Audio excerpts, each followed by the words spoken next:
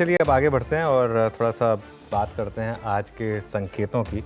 और देखिए, with pinch of salt लीजिए हम जो भी कहें, क्योंकि रिलायंस हमारी ही कंपनी है, लेकिन at the end of the day अगर देश का सबसे बड़ा नंबर आएगा तो उसको हम डिस्कस तो करेंगे। तो आज खुलते ही हमें सबसे पहले देश की सबसे बड़ी कंपनी के नंबर्स पर रिएक्ट करना है। रिलायंस के नंबर्स पर हमें रिएक्ट करना है। फ्राइडे को काफ़ी लेट आए थे रिलायंस के नंबर्स, हम सब वो इंतज़ार कर रहे थे उन नंबर्स का।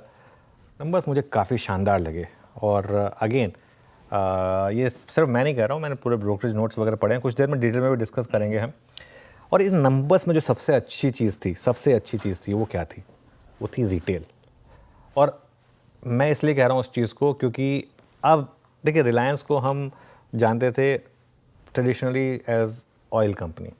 उसके बाद रिलायंस ने कुछ न्यू एज बिजनेसेस में एंट्री ली, जैसे कि जियो, टेलीकॉम और उसके अलावा रिटेल को भी थोड़ा कुछ हद तक अब आज की डेट में हम न्यू एज बिजनेस मानते हैं, क्योंकि जिस तरीके से रिटेल में आजकल कामकाज होता है, तो उस वजह से रिटेल की अब तक जो वैल्यूएशन थी, अब ध्यान रखिएगा, मार्केट कुछ टाइम बाद एक्सपेक्ट करेगा कि जियो रिटेल के अलग से लिस्टिंग होगी।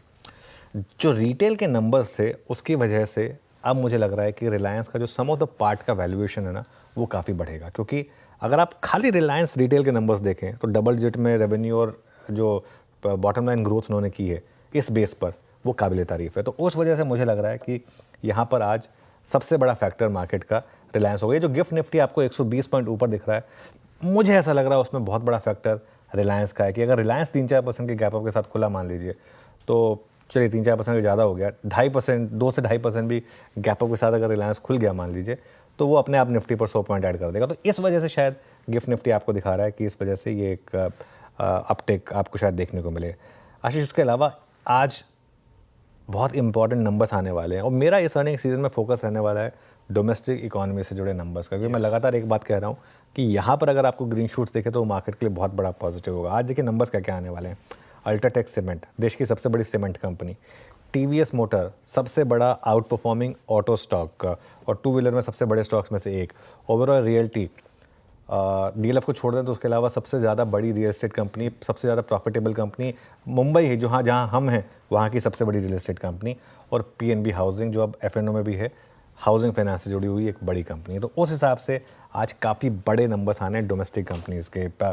और उसके अलावा अमेरिकी मार्केट्स के लिए भी, जैसा मैं सुन रहा था सुबह हॉर्मस को, कि एक मे को ब्रेक हफ्ता है, क्योंकि इस हफ्ते यहाँ पर भी बहुत बड़े बड़े नंबर्स आने हैं और काफ़ी इंपॉर्टेंट डेटा पॉइंट्स आने हैं, जो मैक्रो डेटा पॉइंट्स हैं जिन पर फेड रिएक्ट करता है, जिन पर उनकी मार्केट रिएक्ट करती है, बॉन्ड मार्केट रिएक्ट करती है। उस हिसाब से फ्राइडे के ट्रेड में एक और बहुत इंटरेस्टिंग चीज़ थी, एफआईआईज और डीआईएस दोनों की बाइंग थी। मतलब एक लग रहा था कि कहीं सेलिंग तो नहीं है, लेकिन एटलीस्ट एफआईआईज ने कैश मार्केट में बाइंग कंटिन्यू करी है।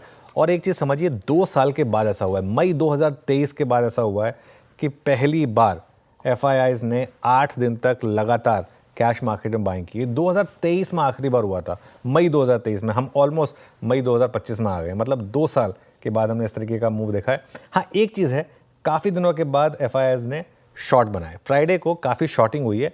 अब ये देखना होगा क्योंकि कैश में बाइंग हुई, क्या ये हेजिंग थी या सीरीज की शुरुआत में ही डायरेक्शनल शॉर्ट लिए गए हैं। वो जो sell in May and go away वो वाली ईडीएम है, वो ट्रू होगी।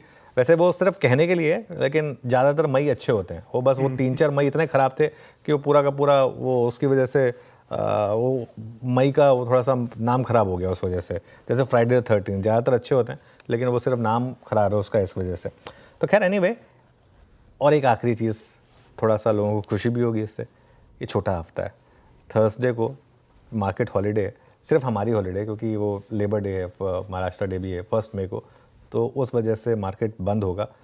मतलब गुरुवार को मार्केट बंद होगा। इसका मतलब क्या है, कल और परसों बैक टू बैक एक्सपायरी है। कल तो सेंसेक्स की एक्सपायरी प्लस बीएससी की सारी एक्सपायरीज, और वेडनेसडे को निफ्टी की एक्सपायरी। तो 2 बैक टू बैक एक्सपायरी होंगी, कोई सैंडविच सेशन नहीं होगा इस बीच में, और छोटा हफ्ता होगा, तो थोड़ा सा उस चीज़ का भी आपको ध्यान रखना है।